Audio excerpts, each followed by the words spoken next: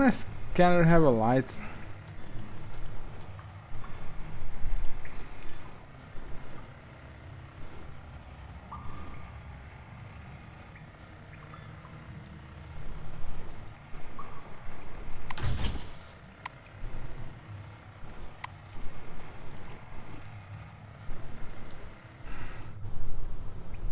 Let's see if I can make it like this.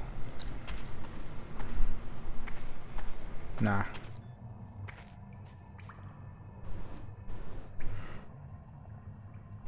What am I missing here? If there's no other way, I will heal up.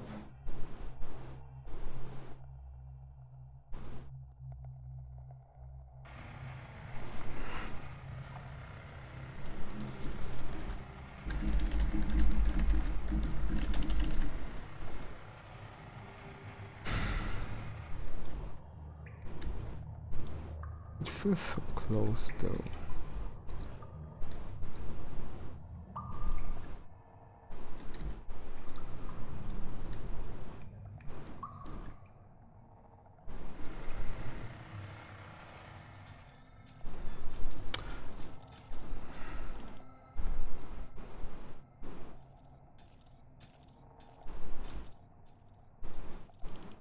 Oh, that.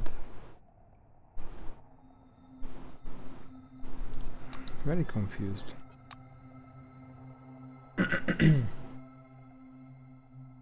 Guess I'm gonna just heal up. Can't think of anything else to try here.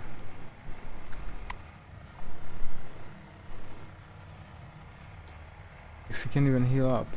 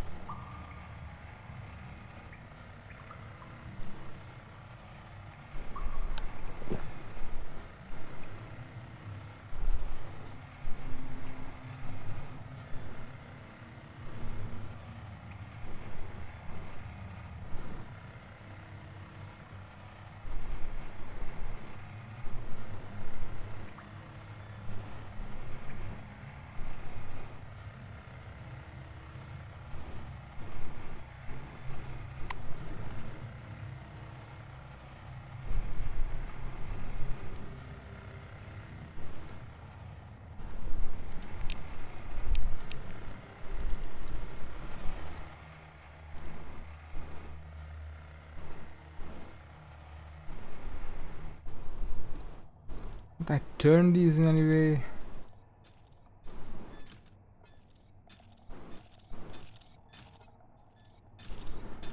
Do you have any documents for this servo shell?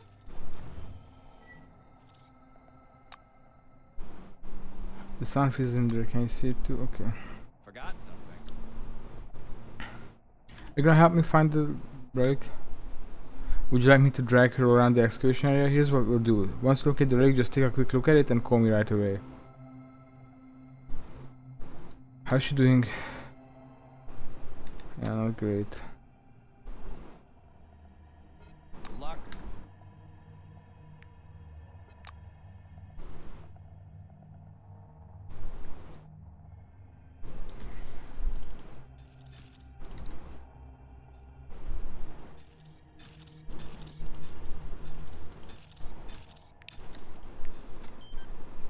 Lighting enabled. Have a nice day, employee. Oh, I think I know what's what. Maybe it will temporarily enable the lighting, or maybe the generator just solved this issue.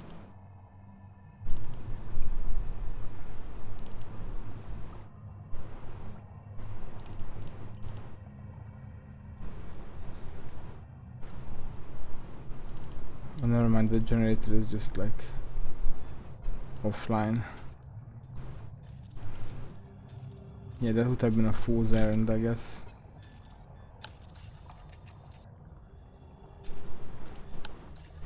Use it? I want to scan it. This amber orange ball hovering above the scientific equipment connected to it seems to be the reason for what happened in Nashville. You can feel the waves of anomalous radiation emanating from it with your whole body. A pleasant tingling rolls through your skin, and each wave fills your head for a mere moment with strange, rapidly fading images. Without taking your eyes off the sphere, you move closer. You aim your scanner at the artifact's glowing surface, but the device will not function. Only a sine curve is quivering spasmodically on the monochrome screen. Ruh-roh. You suddenly begin to feel numb. No. The prickling in your hands and the anomalous radiation pressing against your head grow weaker, but a frightening sensation rises in their stead. An unknown force detaches you from your body and takes you up into the cool, ringing silence. The maelstrom hanging above Nashville embraces you. All of your consciousness unfolds like a giant canvas, hurling you into a dark auditorium. You see the maelstrom swirling over Nashville. Pulling you from the crumbling walls of the base, it lifts your mind above the world. It covers the lands of the dome like a gigantic spot, in the swirling shadow of which the lights of human consciousness flicker. Some of them fade away, barely in contact with the maelstrom. Others grow dimmer and blink painfully. Some glow with a strange, cold light. Gaining strength, the maelstrom, rushing westward, comes crashing down onto the southern lands of the dome, leaving behind hundreds of fluttering and slowly fading lights. After sweeping out Concord and Spire Station, the maelstrom finally calms down. It hangs in the very center of the dome, like a majestic, lazily swirling vortex, and your mind rushes about within it like a shining spark.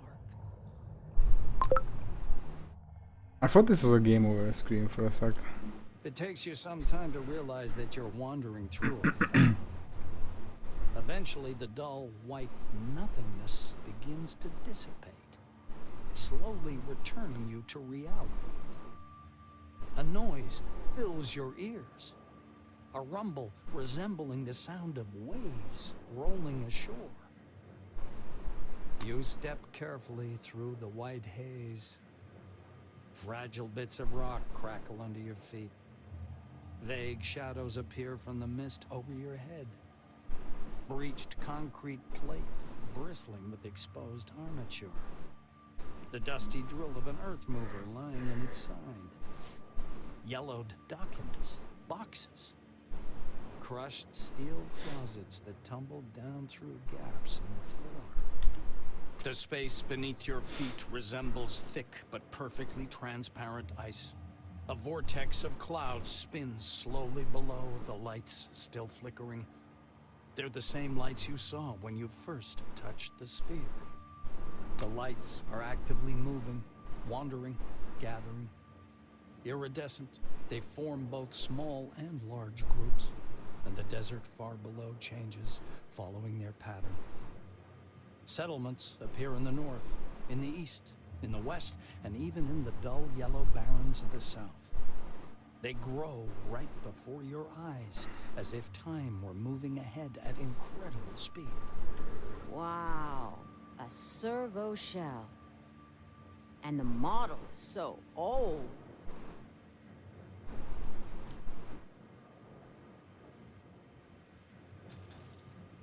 Glad to meet you.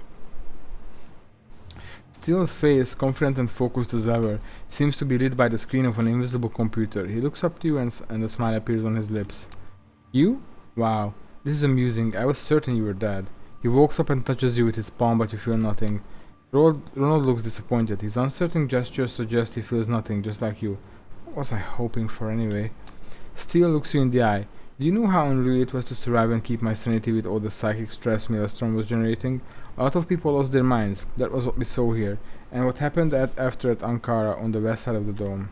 He looks in the eye. You know, I'm locked inside my head right now. From my perspective, it looks like the computer room where Louis locked me in. How ironic.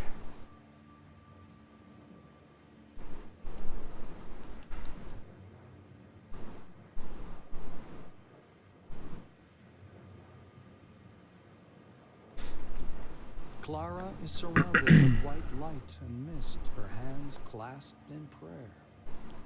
She reminds you of an angel statue from some reformist church. Seeing you, her expression changes. She crosses herself, mumbling under her breath. Happened. The question puzzles Clara. I was having lunch, and then you appeared. Out of nowhere. She nervously touches the cross hanging from her neck. Clara never moves her gaze off you. I remember you saying, find the car and drive away. If I knew you were sacrificing yourself, I would have stayed. If someone frees you from your oath out of generosity or humanity, does that mean the oath shouldn't be fulfilled? I still don't know the answer to it. I don't like you. You see sorrow and grief in her eyes. I only know that I'm an awful wrongdoer. I hope you're in heaven now? I don't know where I am. Clara sighs heavily. I see. Oh my Why goodness. are you appearing to me? Is this some sort of a sign? Do you know about signs? This is when... Her voice suddenly becomes deep and thick. She drawls as if her words were being played from a corrupted tape. Clara's face alters subtly, as if it had turned to stone. Abbott is very kind to me. But his faith is nothing I could get used to. She says in a dull voice.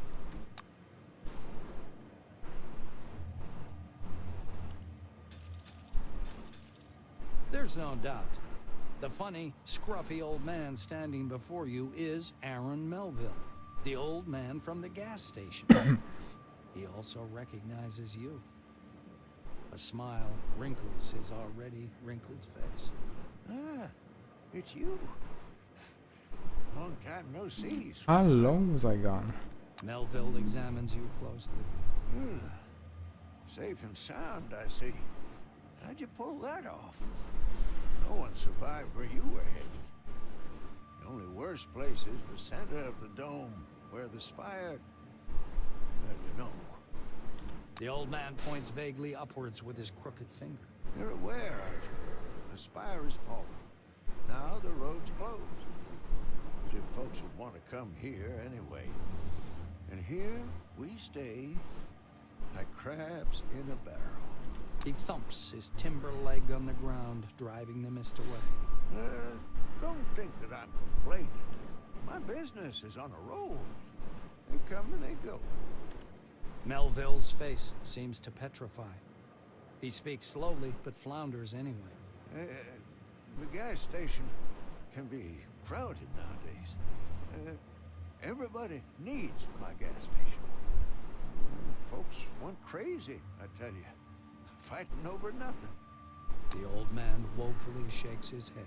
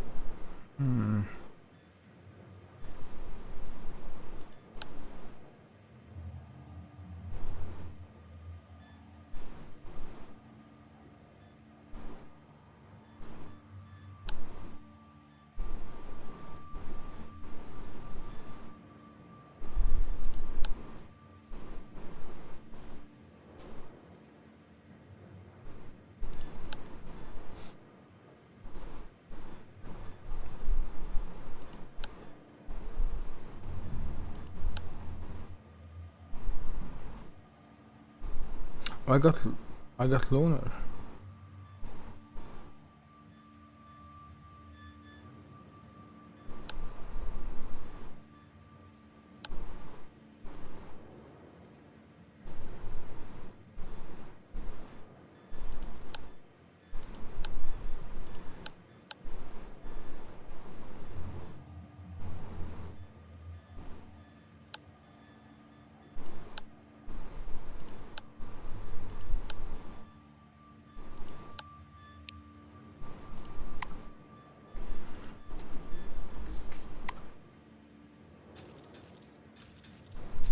Hello.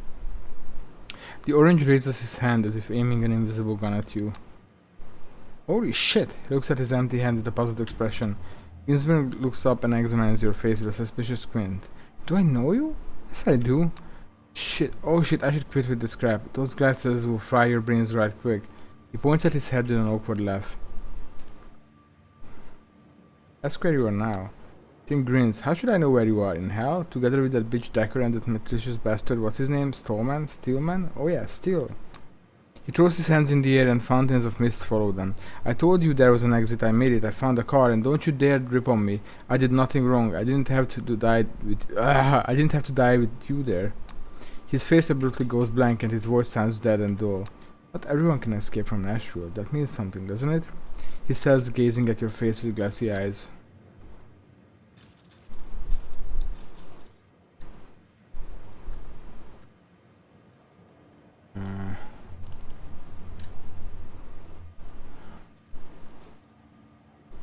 A dazzling supernova-like flash sweeps across your view.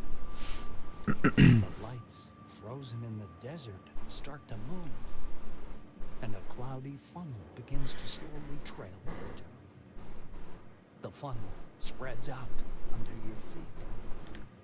Flickering waves of lights drift northward. How did Steel survive? Driven by the winds of a maelstrom. Not just a maelstrom. Maelstrom. Its shadow covers the west and south of the dome, as if it was extinguishing the lights scattered across the desert.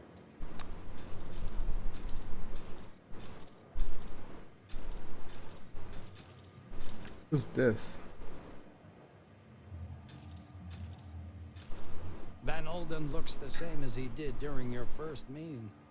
The same shiny glasses with thin rims, an arrogant the scientist. expression, and a stopwatch clutched in his hands. He's examining a shred of mist hanging in the air.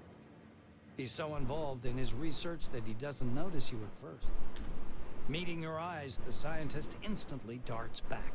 Then he comes up to you and begins to palpate your face, hands, and clothes. His fingers seem to sink in your face. Sebastian Van Olden screws up his lips scornfully. Yes, of course. A thought form, like the pink mist, I suppose, or any other similar anomaly, as was to be expected.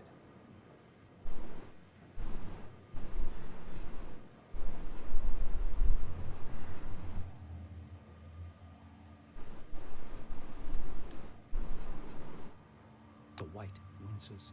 Have you any grasp of the context? I'm talking about anomalies.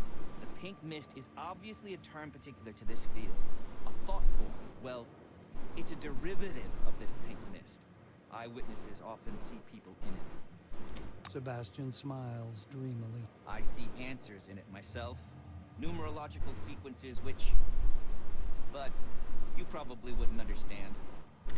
The scientist loses all interest in you, steps aside, and continues to study the mist.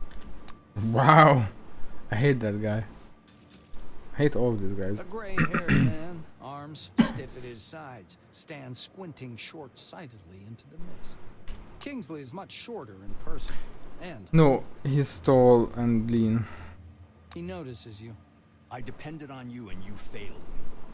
Why did you not report on the events of that day? Martin comes closer. You notice small changes in his uniform. Some of the insignia have been replaced by larger patches resembling military chevrons. Kingsley nods as if anticipating your question. Yes, the uniform is new. But the man is the same. Head of Magellan Base. I intended to resign after the incident, but Nakamura decided otherwise. I couldn't argue with her. He surveys the thick mist around you. One thing's certain. You're standing here. That means you're alive. Yes, I know what this is, partly. He looks you in the eye and says, Scientists on the emulator project have been telling us a lot about it. Not everything, of course.